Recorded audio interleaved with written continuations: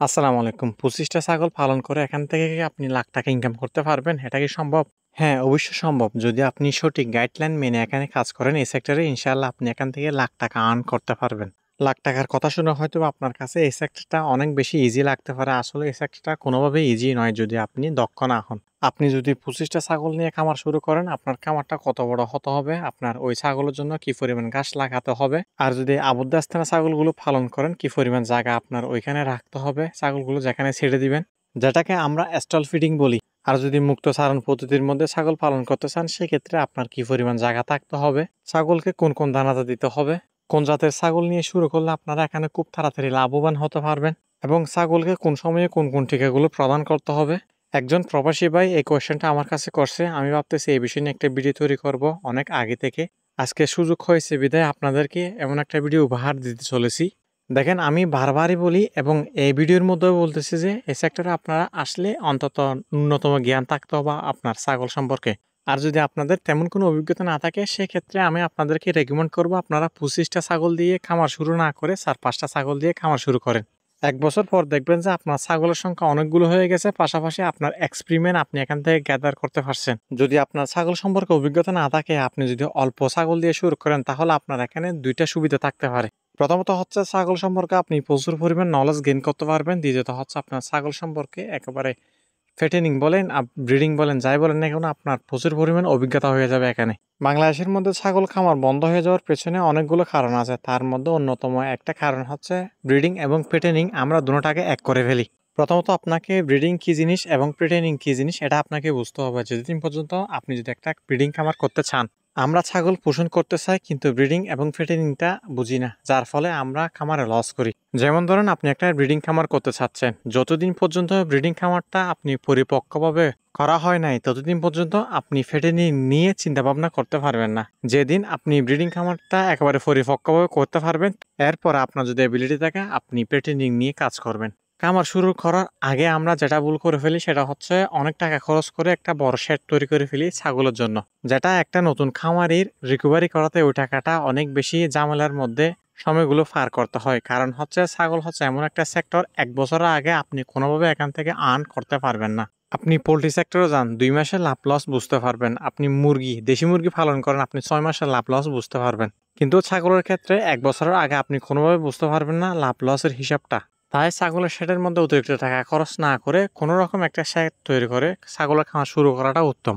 এবার আসেন ছাগল কেনার ক্ষেত্রে আমরা যে সমস্ত ভুলগুলো করে থাকি, পার্সোনালি আমি নিজে করছি এই সমস্ত ভুলগুলো। মনে করেন শেড তৈরি হয়ে গেছে, আপনার ওই ঘাসও মোটামুটি তৈরি হয়ে গেছে, তারপর হচ্ছে বাজারে গেছি, যেহেতুগুলো ছাগল উঠছে বেশিরভাগই ছাগল কিনে নিয়ে আসছি।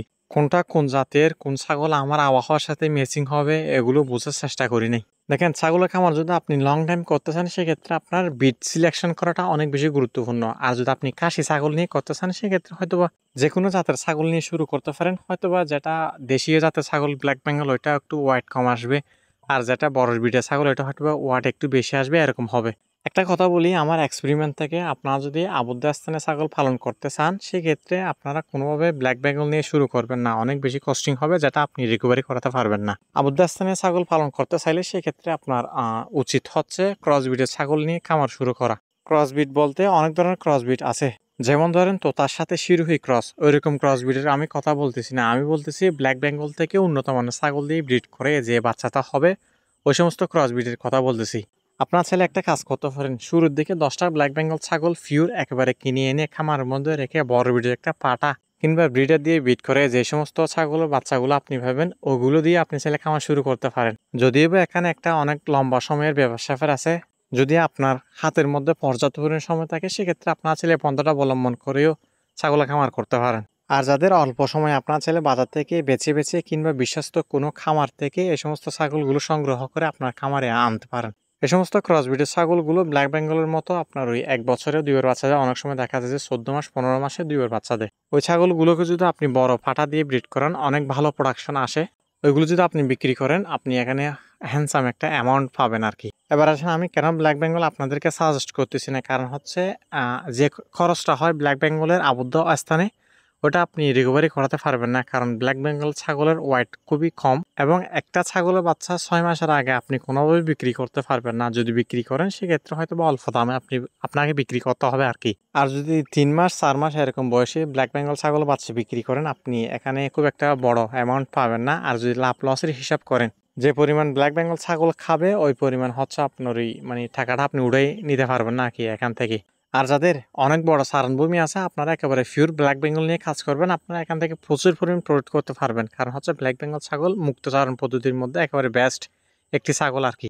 মুক্তচারণ পদ্ধতি যদি আপনার না থাকে, আপনার যদি সব কিছু কিনে খাওয়াইতে হয়, সেক্ষেত্রে আমি আপনাদেরকে রেকমেন্ড করবো ক্রস দিয়ে শুরু করাটা অনেক বেশি গুরুত্বপূর্ণ আপনার। অনেকে বলে কোন ব্রিডারে আমার খামার রাখবো কিংবা কোন জাতটা অনেক বেশি ভালো হবে আমার জন্য। আসলে দেখেন, আমি বিটল এবং শিরোহিয়া এগুলো সাজেস্ট করি বারবার।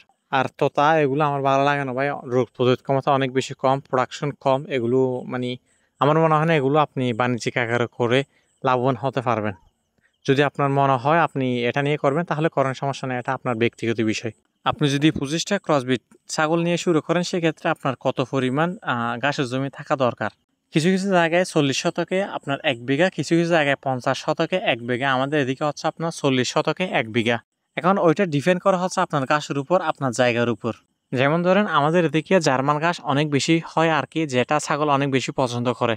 আমাদের এদিকে জার্মান ঘাস যে পরিমাণ হয় 15 থেকে 20 শতক জায়গার মধ্যে যদি আমি জার্মান ঘাসটা চাষ করি, আমার মানে ছাগল 25টাকেই আরও মানে ফেলে দিতে হবে আর কি, এরকম একটা অবস্থা। আপনার জায়গা যদি অনুর্বর হয় কিংবা আপনার জায়গায় খুব একটা ঘাস হয় না, আপনারা একটু বড় এরিয়া নেবেন আর কি। আর যদি দানাদারের কথা বলি, সেক্ষেত্রে ভুট্টা, গম, আপনার ওই সোয়াবিন এই সমস্ত খাবারগুলো দিবেন। অনেক সময় দেখা যায় যে আপনার ওই মটর, ছনা, যেটাকে আমরা ছোলা বলি আর কি, এই সমস্ত দানাদারগুলো মিক্স করে খাওয়ানোর চেষ্টা করবেন। দানাদার না দিলে রোগ প্রতিরোধ ক্ষমতা কমে যায়, অনেক সময় ছাগল অসুস্থ হয়ে মারা যায়। দানাদারটা অবশ্যই দিতে হবে আপনাকে অবশ্যই। আর ভ্যাকসিন বলতে পিপিআর, কুরা রোগ, আরও 2-1টা ভ্যাকসিন আছে, যেটা হচ্ছে আপনার ওই প্রাণী সম্পদ অধিদপ্তর থেকে খুব সহজভাবে আপনারা নিয়ে আসতে পারবেন। ক্রসব্রিডের ছাগল নিয়ে শুরু করলে আপনারা পর্যাপ্ত পরিমাণ তাদেরকে ঘাস দিতে পারবেন, দানাদারের সংখ্যাটা অনেকটা কম দিলেও চলবে।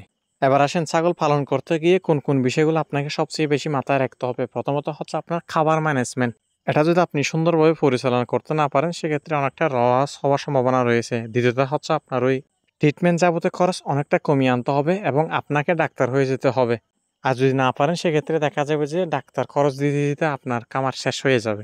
তৃতীয়ত হচ্ছে আপনার দালালের হাত থেকে রক্ষা পেতে হবে আপনাকে। আপনার খামারের ছাগলগুলো যদি আপনি সঠিক জায়গায় গিয়ে বিক্রি করতে না পারেন, আপনি এখানে খুব একটা টাকা পাবেন না। মনে করেন আপনার একটা ছাগল যেটা বাজারে আপনি 7,000 টাকা দিয়ে বিক্রি করতে পারবেন, ওইটা যদি আপনি দালালকে 4,000 টাকা দিয়ে বিক্রি করেন, 3,000 টাকা দালালের পকেটে যদি আপনি ঢুকিয়ে দেন, ওই 3,000 টাকা কিন্তু আপনার পকেট থেকে বের হয়ে যাচ্ছে। তাই আপনাদেরকে রেকমেন্ড করবো আপনারা নিজেরাই সঠিক জায়গায় গিয়ে ছাগলগুলো বিক্রি করার চেষ্টা করবেন। আজকের ভিডিওটা এতটুকু পর্যন্ত। সবাই ভালো থাকবেন, সুস্থ থাকবেন। আসসালামু আলাইকুম। পরবর্তী ভিডিওতে আপনাদের কমেন্টের উপর ভিত্তি করে তৈরি করবো ইনশাআল্লাহ।